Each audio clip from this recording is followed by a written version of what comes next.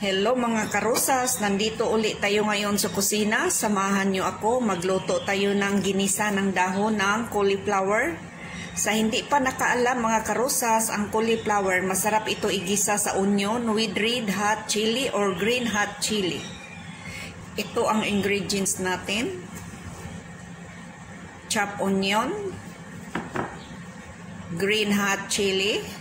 Kung wala kayong green hot chili, pwede rin yung red. Ito ang dahon ng cauliflower.